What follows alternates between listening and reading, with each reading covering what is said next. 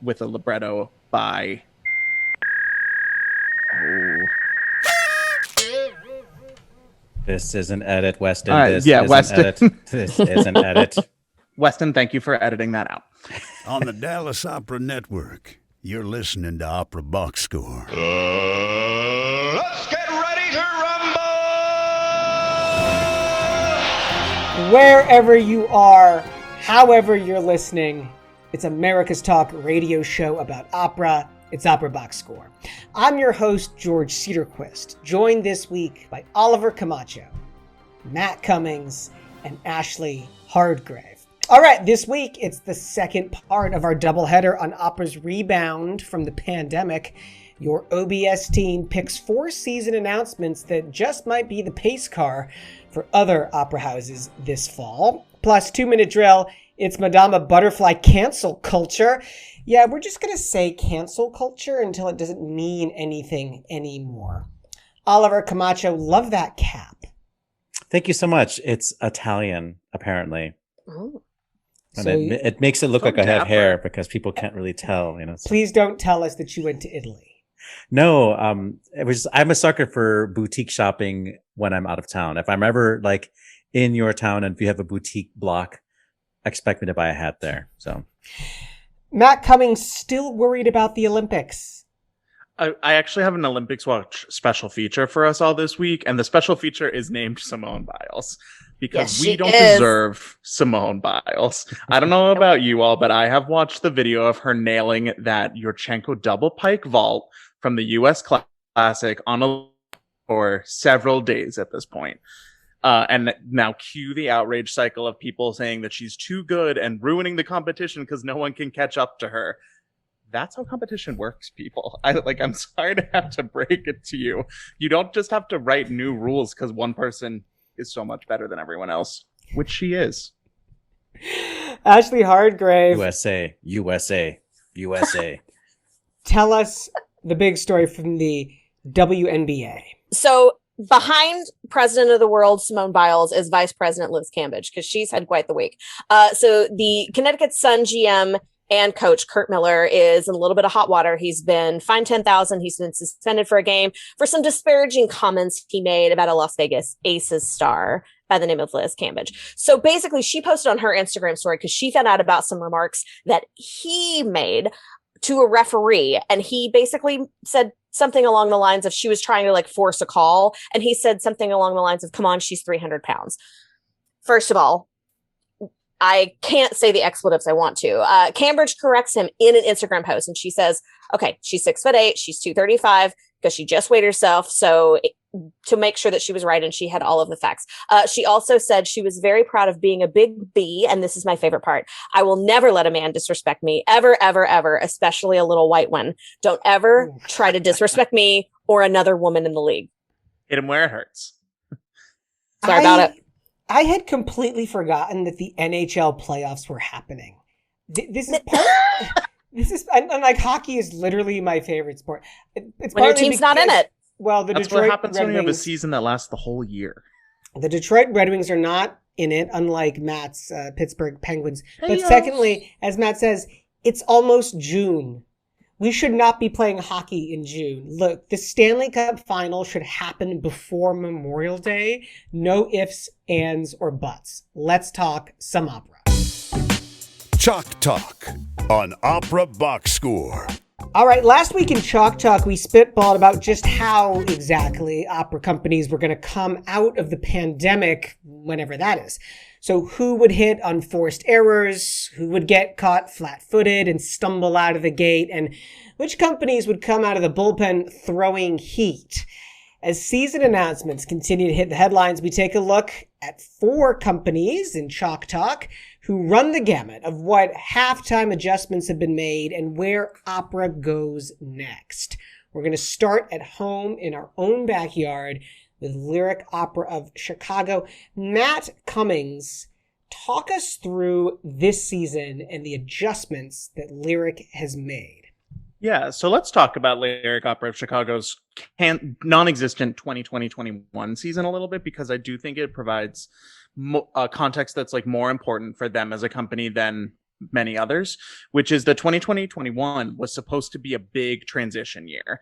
It was going to be the valediction of Andrew Davis, the retiring music director, the introduction to the public of Enrique Mazzola as the new music director. He's conducted a couple operas at Lyric before, but this was going to be his big coming out ball.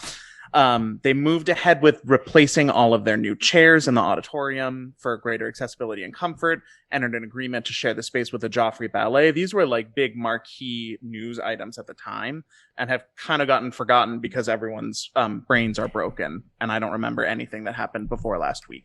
No small feat, by the way, to try and figure out some sort of a deal to share the Civic Opera House with the Joffrey. That would be complex.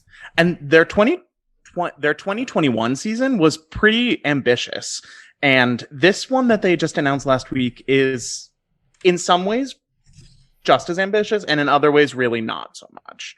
So what really stood out to me flipping through their brochure and looking at their announcement is, first of all, right on the very first page, it's like the second or third bullet point, they talk about how they and you were flipping through a dead tree here. It was it's a digital brochure, but it does come with like page turn animations and like a recorded sound effect for as you click from page to page, because when you got the web budget. But right on that very first page, they talk about how the Inclusion, Diversity, Equity, and Access Plan, going back to what we were talking about with the pledge from the Black Opera Alliance, that is being presented front and center. How much they're going to be able to live up to that in a way that makes substantive difference in the art form, though, I think is a little bit up for debate. Lyric Opera Chicago was a company that really thrived on the subscription model, where you would subsidize your more daring repertoire choices, be they rare or new works, with chestnuts that everyone and their mother will come out and see and buy tickets and sell at the houses to pay for it. And a musical. Exactly. And this year, I think in some ways is the most bifurcated season yet between the shows that are paying for it and the shows that show the company that they really would like to be, and where we all on this show for sure are trying to move the art form. So when you take a look, on the one hand, you've got a new production of Macbeth, a new to Chicago production of Elixir of Love, the silent movie production of the Barry Kosky silent movie Magic Flute, and a new to Chicago production of Tosca. All operas that they've done multiple times since I moved to Chicago 12 years ago, all thoroughly within the top 20-25 operas of standard rep. And then on the other hand, you have the Chicago lyric premiere of Florencia en el Amazonas, a chamber work Missy Mazzoli's proving up that's going to be done at the Goodman, and the premiere of the co-production with the Met of Fire Shut Up in My Bones, the Terence Blanchard opera. With the exception of their new premiere of Bel Canto a couple years ago, I would say that usually when we're talking about the lesser known chestnuts, it's going to be like a rarer work from a standard composer of opera. But this year they really are, I will say one baby step forward that they are definitely taking is that they are prioritizing new works by composers from underrepresented backgrounds in the classical pantheon, with Missy Mazzoli and Terence Blanchard.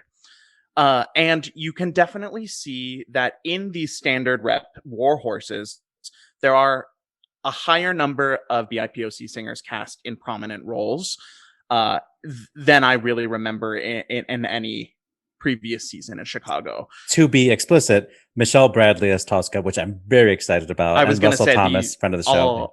Yeah, Russell Thomas, Michelle Bradley, and Fabian Velos. The whole principal cast of Tosca is non-white, which is amazing.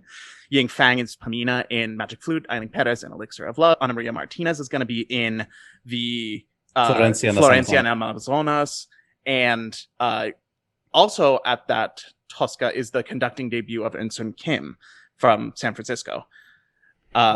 All of the shows are either new productions or new to Chicago productions, so they are trying to, roll out the red carpet, welcome people back to the house.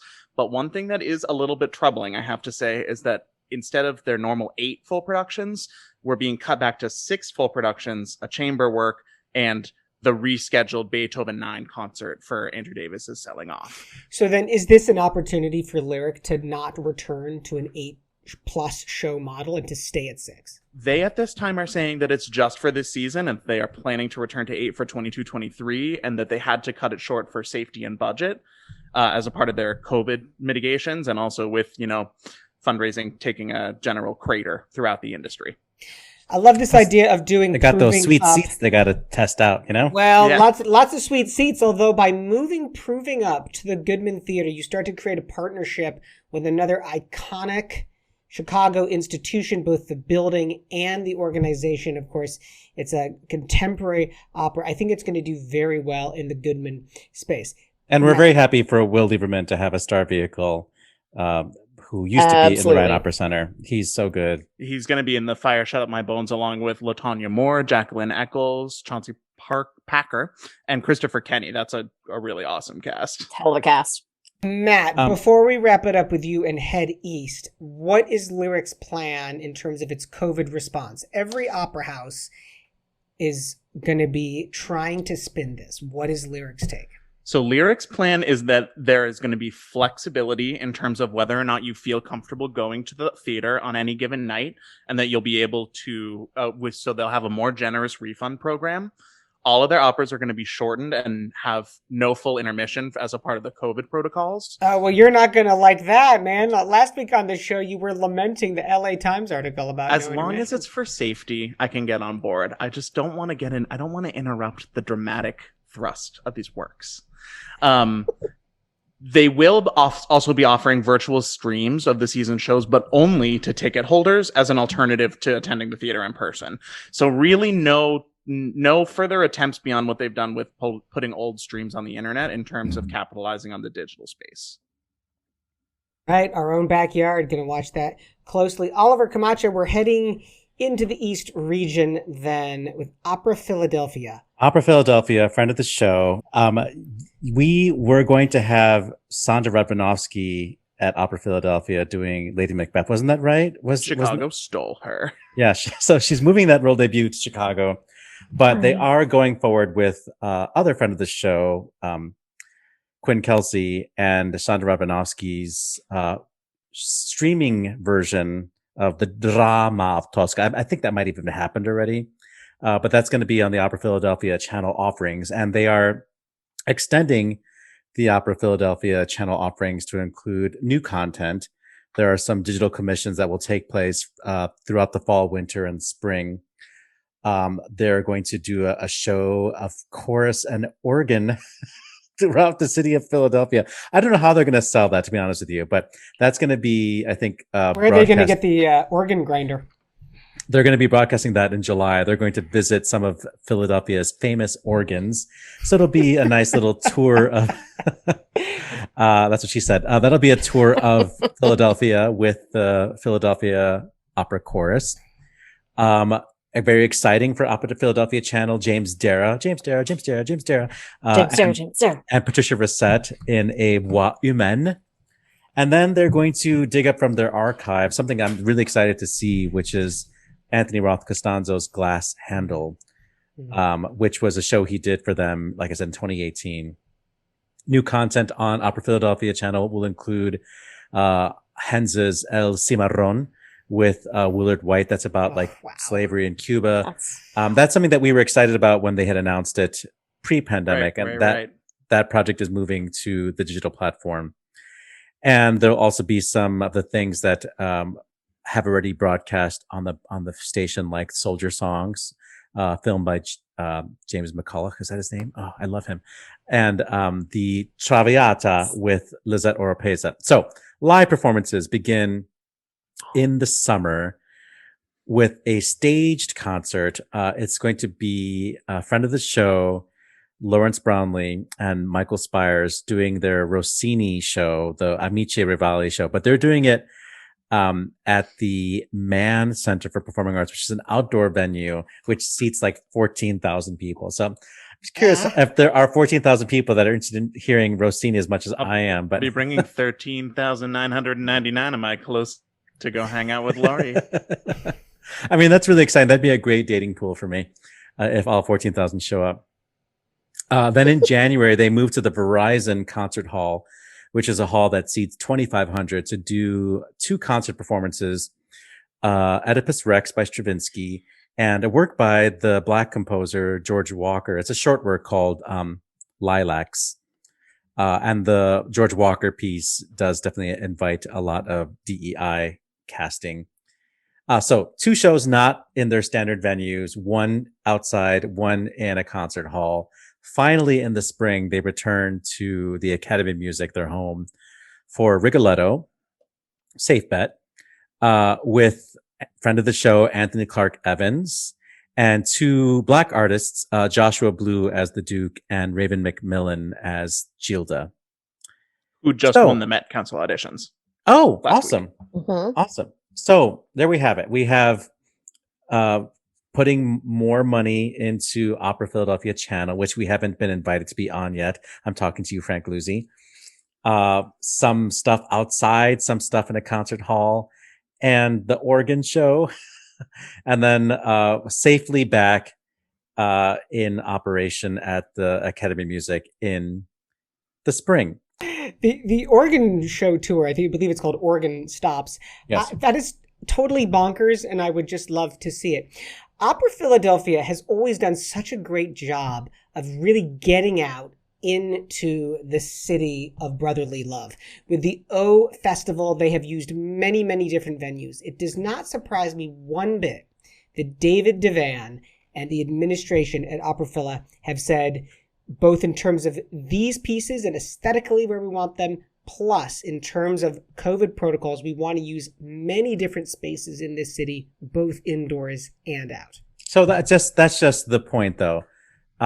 It's a gradual return to the stage with a clear, celebration in spring with an opera that everybody would want to see if you like opera, except people who don't want to see Rigoletto because it's too much like what everybody wants to see, and people reject sometimes things that are popular. You know how that goes. But an emphasis on their digital content, and they're putting some of the most exciting stuff on their digital platform. Oliver Camacho going to be watching Opera Philadelphia closely with your 13,999 friends and relations. We're going to head all the way over to the West Coast. Now we're talking about how opera companies are making adjustments at halftime as we look to get out of the pandemic and we look to what's happening next. Ashlee Hardgrave, what sort of adjustments, if any, are being made at Long Beach Opera?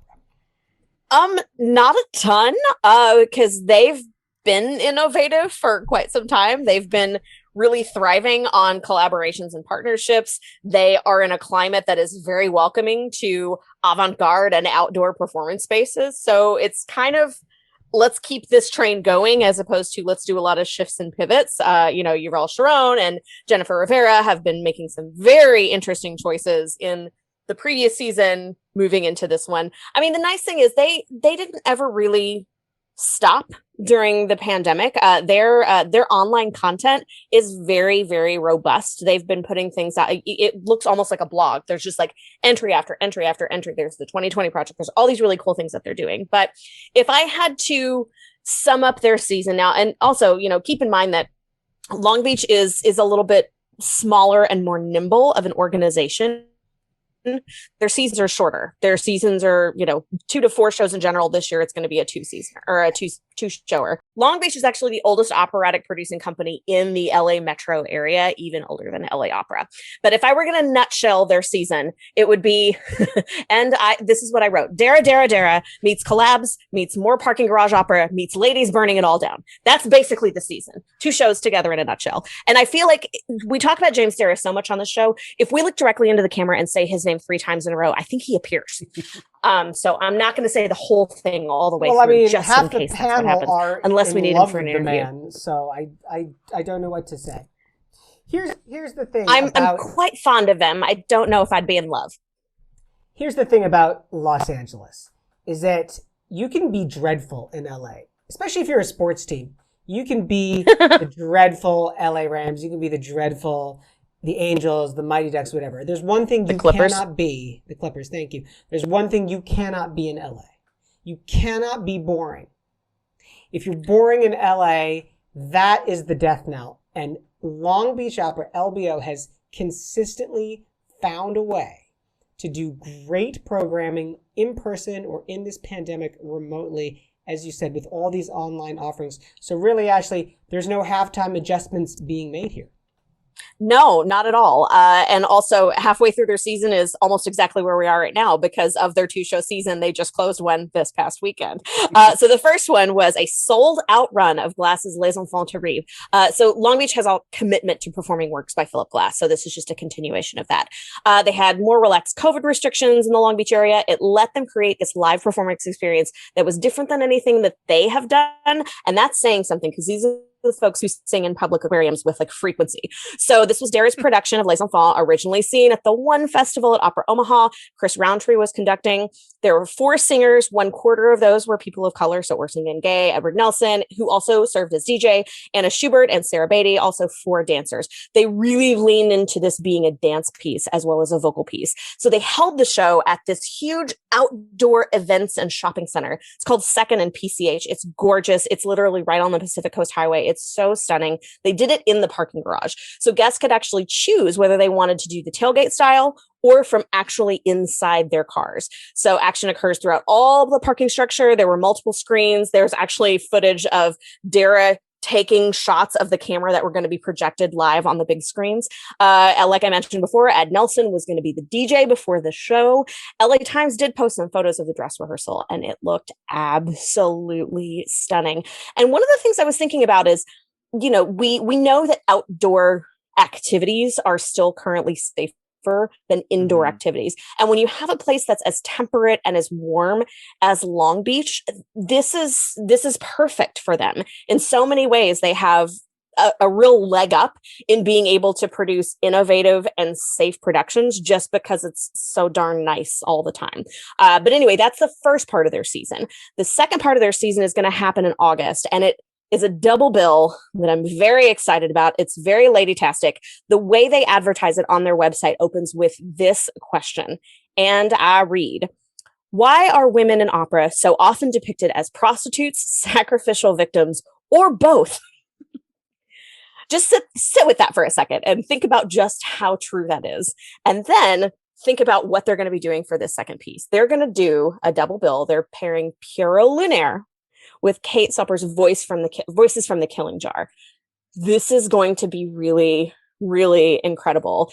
First half is going to be this Pierrot Lunaire, which is the woman singing this man's hero tale of love and sex and religion. He's his own hero. He's his own fool. And then they're immediately going to follow it up with this Voices from the Killing Jar, which is this gorgeous, gorgeous storytelling of famous women in world lit, from Giovanni to The Great Gatsby to Shakespeare to Murakami, to unravel men's depictions of women throughout the centuries.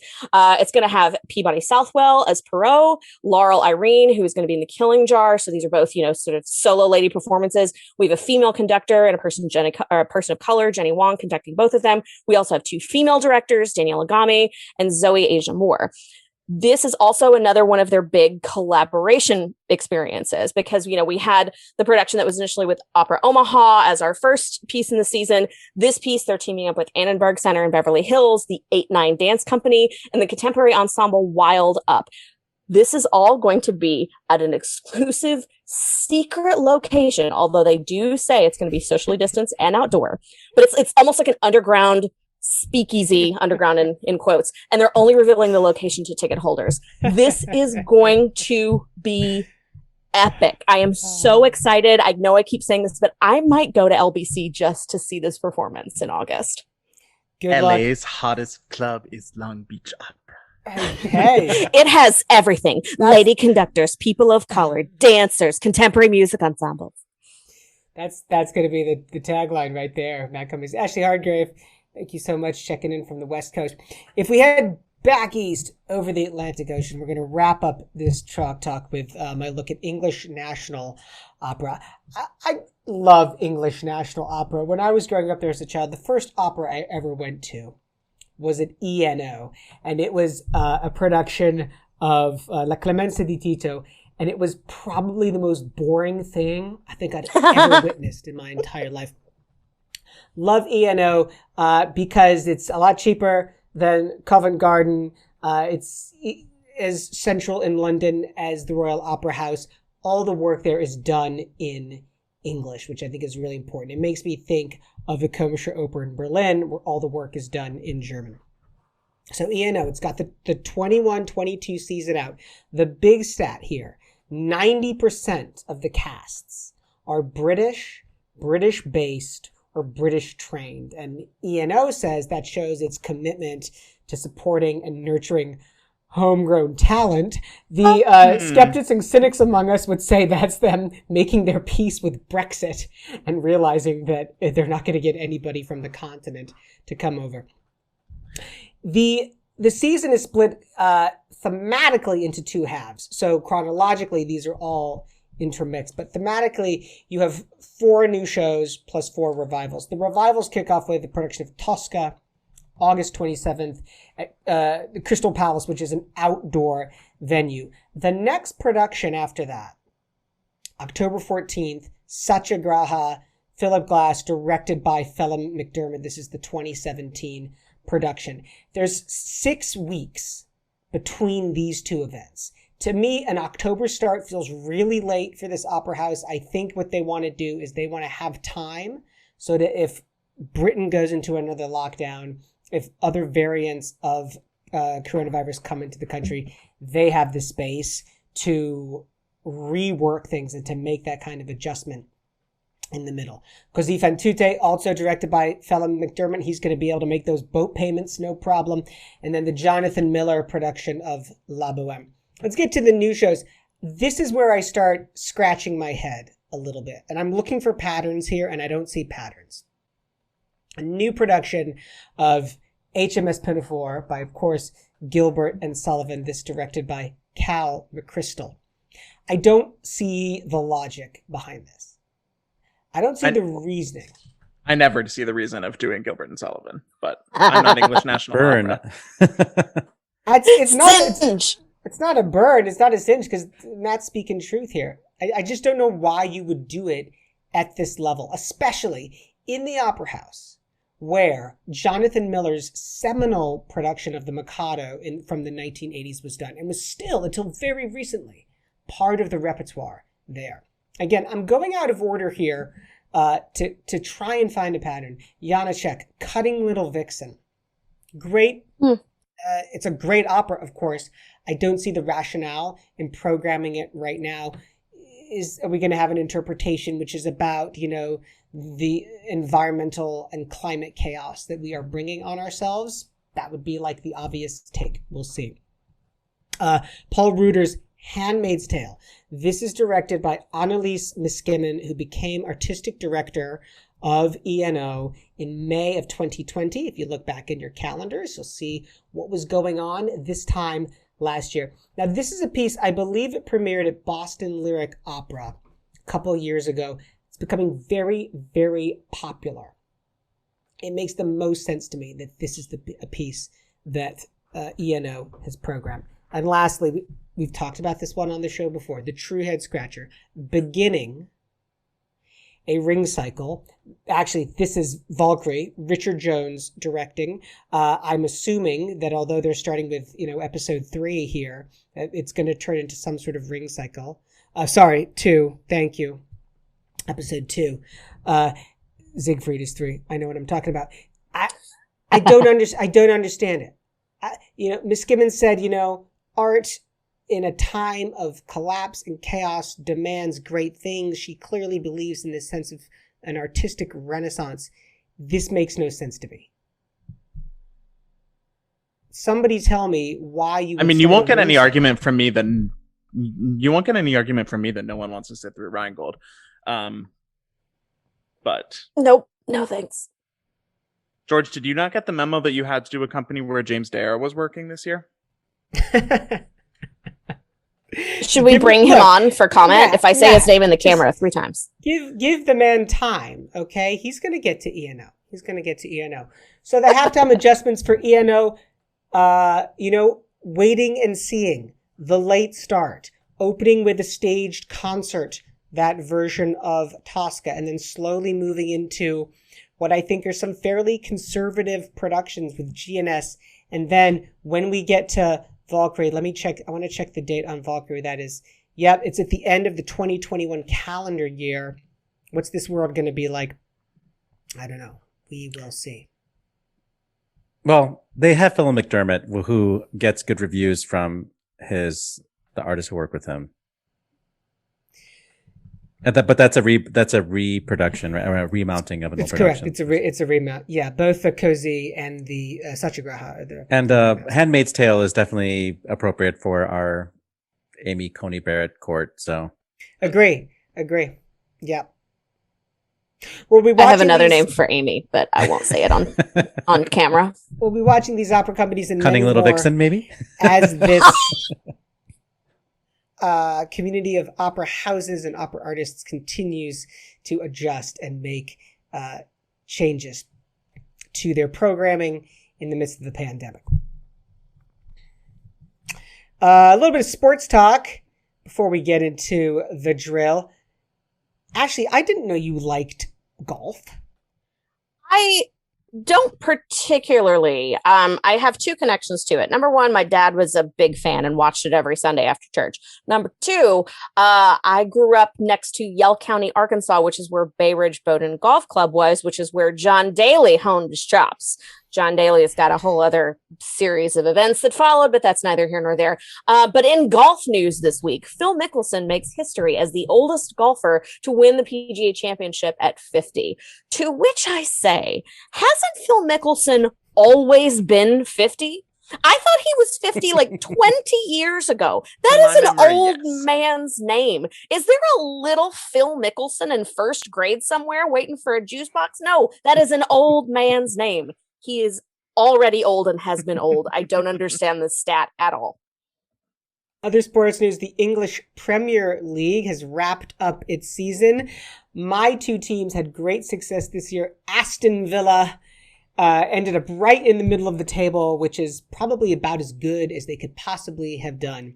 And my other team, the Norwich City, the Canaries, are being promoted from the English Championship League all the way up to the very top, all the way up to the Premiership. So I'll get my scarf ready for August when it all kicks off. All those matches are on NBC, actually, so you can watch them. 2-minute drill, though, that's right now. This just in, the 2-minute drill. All right, listen up. Here's everything you need to know about what happened in Operaland this week. Met Chorus artists have announced that 148 furloughed Met Agma artists are set to receive emergency funds thanks to the Face the Music fundraising campaign. Over $200,000 was raised from worldwide donors, and each benefiting artist will receive about $1,300 of emergency support. Friend of the show, Michael Christie, says he's, quote, thrilled to conduct the 2021 BBC Cardiff Singer of the World main prize competition. That's happening without an audience. He says, this truly epic undertaking reminds me of several similar projects I've led at the Lyric Opera of Chicago. So I'm ready for the challenge of the huge variety of music and the rush of the non-stop performance schedule. That competition starts June 12 in Cardiff. Add another to our amazing Opera Mothers series, and congratulations to contralto Emily Hardman, who gave birth to her daughter Rosemary Claire in the back seat of her Honda Accord. It felt empowering. I did it all by myself, and I actually got most of what was on my birth plan except for the location and the providers, said the new mother. Stork balloons, hospital food, and sassy but well-meaning nurses not included. Earlier today, marquee countertenor Philippe Djerewski performed with Ensemble Arte Circe in his first concert in front of an audience as the conductor. Alessandro Scarlatti's oratorio, The First Homicide, everybody's favorite, was Djerewski's conducting debut at the Whitsun Festival by invitation of festival director Cecilia Bartoli. Philippe Djerewski, Bo Jacksoning his career, but so far not Barbara Hanniganing it.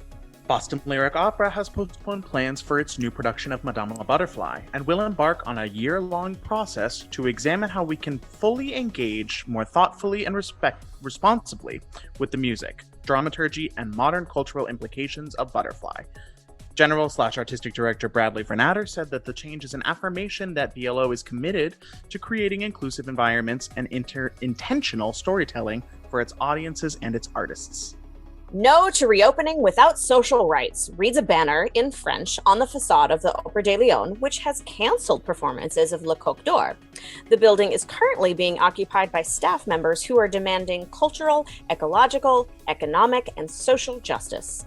Opera de Lyon is seeking a court order to evict the protesters, but the hearing for that is scheduled for May 27th, so no golden cock for you. Yeah, speak for yourself, Ashlee. In trade news, Teatro Regio di Parma's Anna Maria Maio has been voted president of Opera Europa, a service organization for professional opera companies and opera festivals throughout the continent, a counterpart to Opera America.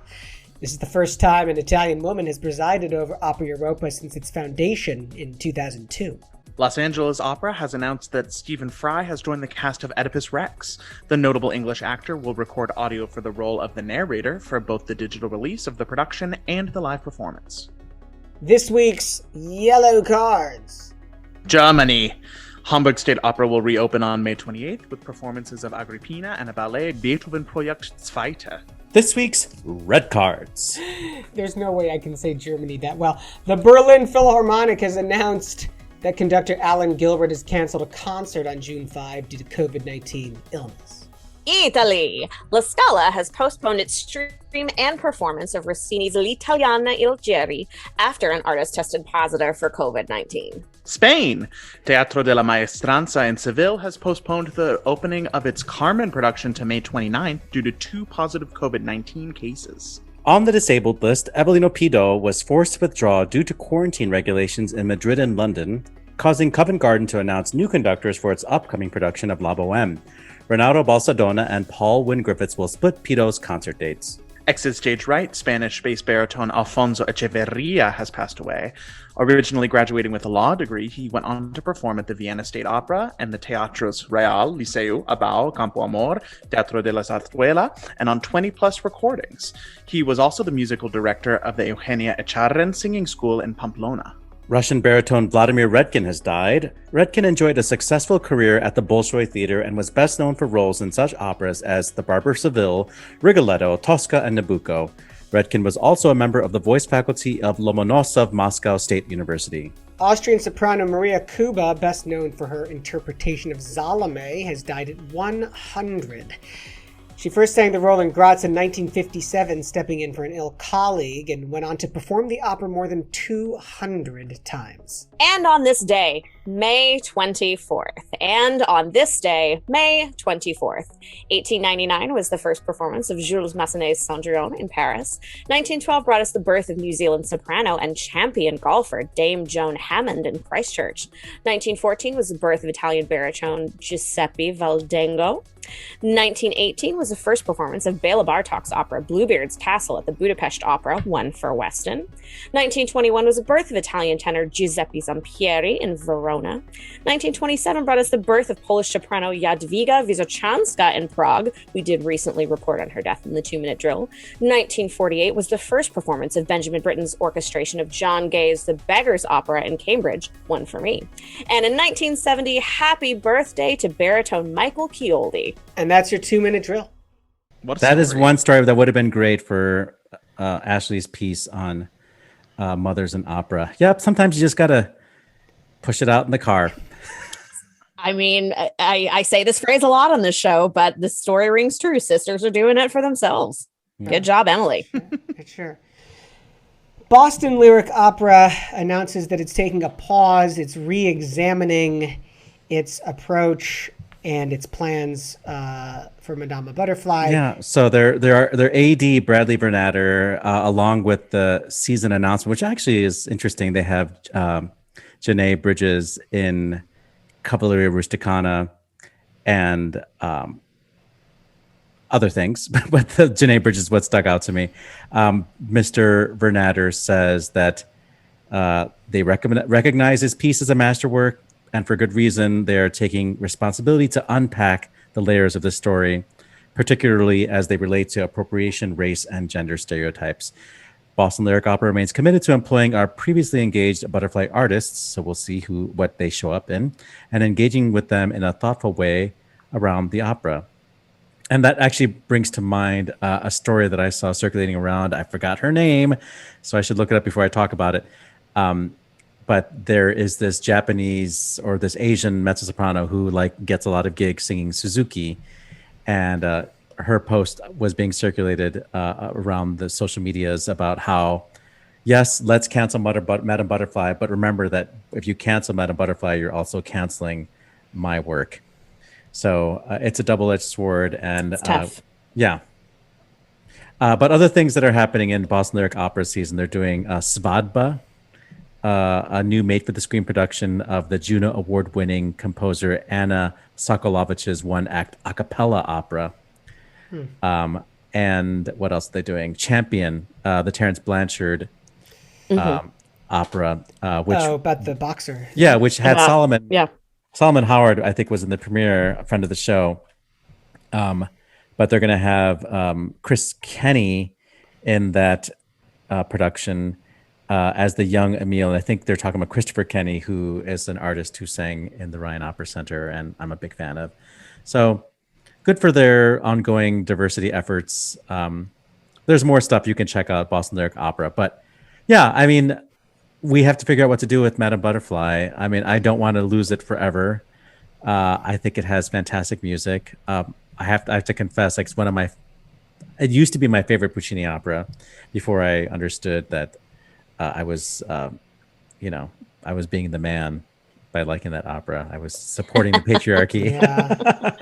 Well, I mean, it's one of those things, like, you know, as someone who's all about making sure that, you know, there's justice and just desserts. You know, we mentioned cancel culture, at the top of this episode.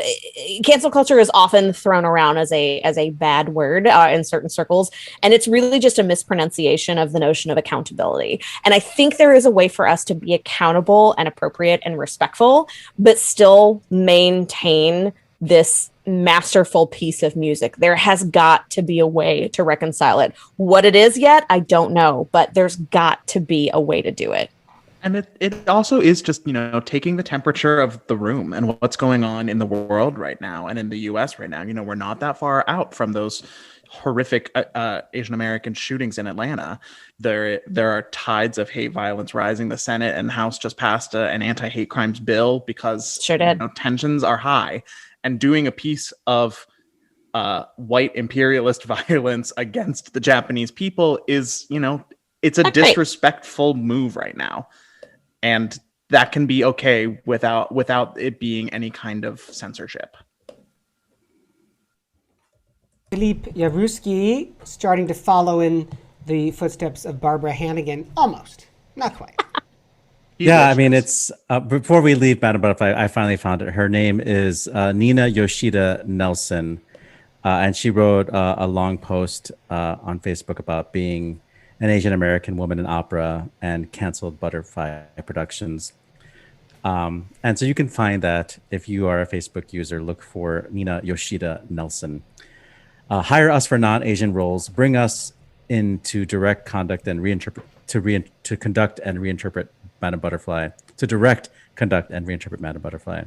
And remember to include us in your anti-racism efforts and when you're making decisions to change course. That's the summary of what she had to say. But Philippe Djerewski, been a big fan. He's one of the first, I think, countertenors that to me like felt like this could be really exciting. Yes, there's that canceled countertenor we don't talk about anymore, who also was super exciting when he was on the scene. And I was a fan of his singing. But for me, Philippe Djerewski was the one I was like, holy F, like, this is so cool. Like, he was always so individualistic and stylish as a singer. And his voice has a very kind of old school, you know, not a lot of vibrato, very, you know, edgy, pointed sound.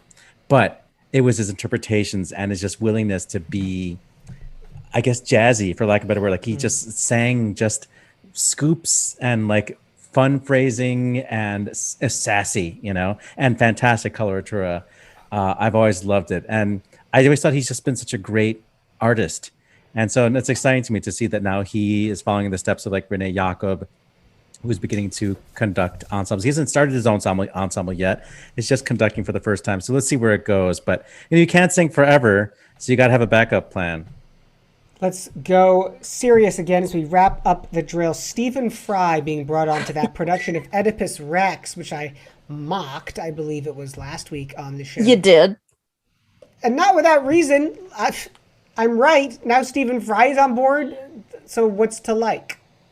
Well, Stephen Fry is in some ways still a mildly complicated character, at least for me anyway. You know, I could see like him doing these recordings of the narrator being amazing, both for the live and the recorded performances of this, but we're barely 5 years out from some relatively controversial remarks from this gentleman. Okay, first of all, for those who don't know who Stephen Fry is, he is, yes, noted English actor. He's one half of the comedy duo Fry and Laurie, has, you know, been a beloved comedic figure for a number of decades there. About 5 years ago, he was on a show called The Rubin Report and made some comments about survivors of sexual abuse, sort of alleging that if they pity themselves, they should, quote, grow up. He has since apologized for this statement. He says that it was misconstrued. Damage was kind of done in some circles. He also has kind of a controversial May-December relationship. His husband is notedly younger than him. So he's got and hey, they're happy. Good for them. But he comes with a little bit of controversy. And so I thought this was a very good in some ways, very interesting and questionable choice in others for what is already a weird production. As long as he's not boring, LA is going to be fine with it. It's true. I mean, well, but you know, George, as someone who has experience across the pond, I'm sure you know a little bit more about Stephen Fry than the average American bear. I just remember Stephen Fry from two things. One was when he did the Jeeves and Wooster series with Hugh Laurie, of course, for like Masterpiece Theater. And I also think I have a book on tape of him. I believe he's reading Winnie the Pooh. I'm pretty sure it's strange. It's bizarre. It's well, he's also my dreams. Retranslated some of the Homer Odyssey and some of them. I forget what, but he has two books on myths, like Greek mythology. And I actually bought them because I love Greek mythology. So Did he's you? retelling it, yeah, from his you know, pervy older gay man perspective, you know, which I don't know, maybe identify with it. I don't know. But before we wrap it up, I was gonna say this.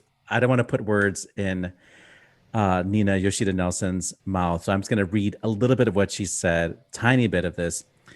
In an effort to do right by the Asian community, the choice to cancel Butterfly in future seasons at opera houses will have a devastating impact on AAPI singers. Not only will we have less work, but it also means the audience will see fewer of us on the stage. We are the ones you wish to protect and support, and yet we're the ones who are losing work and losing opportunities. That's tough. Good call. Bad call on Opera Box Score. Going to wrap the show up. Oliver Camacho. So, good call. Congratulations to Grace Kinsler for making it into the top 3 of American Idol. Grace Kinsler is the student of a personal friend of mine, classically trained opera singer Michelle Hackman, who's Chicago-based. Fantastic singer. She is Grace Kinsler's voice coach, maybe even voice teacher. And so it was nice to see somebody using technique. If you heard American Idol this season, fantastic singer. Bad call to American Idol watchers besides me, who all seem to be like teenage girls who have a hard-on for white boys who play the guitar. Some things never change on most American likely Idol. to win every year. They have had fantastic voices come through that show, but the white boy who plays the guitar, who is authentic and who's like troubled and like maybe drank too much and beat up his mom or something like that, they always win. So, Matt Cummings. I've got a great call, which is that I finally started watching Mayor of Easttown on HBO, and I am obsessed with it. And I just want to give a shout out to Philadelphia-based, multi-Grammy winning juggernaut The Crossing for their aural appearance in episode 2. Weston Williams. Weston? That's odd. Ashlee Hardgrave. I am currently coming to you from rural Arkansas, which is where I hail from. I have been in what can only be described as a boomer music festival with members of my family playing covers of Allman Brothers and Doobie Brothers tunes. I was part of an impromptu bluegrass ensemble. I introduced a whole bunch of white people over the age of 60 to the artist Her, who I've shouted out on this broadcast before. I want to give a shout out to all of the voice students out there who are perfecting their craft, who are working on the magical art that is classical music, and their measure of success, and how they are almost never capable of communicating that measure of success to their families who don't understand classical music. Because the amount of times this weekend that I was absolutely insisted that I should go audition for The Voice was mind-boggling. And I tried to explain to multiple members of my family, no, I'm doing okay. Like my music career is pretty good. No, you just got to get on Blake Shelton's team. As soon as you get on Blake Shelton's team, you're going to be a star. I promise you. So shout out to you. Keep fighting the good fight. They mean well when they tell you you should be on The Voice. Just take it as a compliment. Have some chicken and move on with your day. I don't know if I have a good call or a bad call. After 3 decades in charge, Stephen Larson is retiring from the Rockford Symphony Orchestra right here in Illinois. That's at the end of this year. So the orchestra has had 200 applicants for this position. And that's either a good call because of the quality of that orchestra, or it's a bad call because there's many, many unemployed conductors. That's all for the show this week. America's Talk radio show about opera. It's Opera Box Score. Our announcer's Norm Woodel. He's at normwoodel.com. On Facebook, search for Opera Box Score. On Twitter and Instagram, we're at Opera Box Score.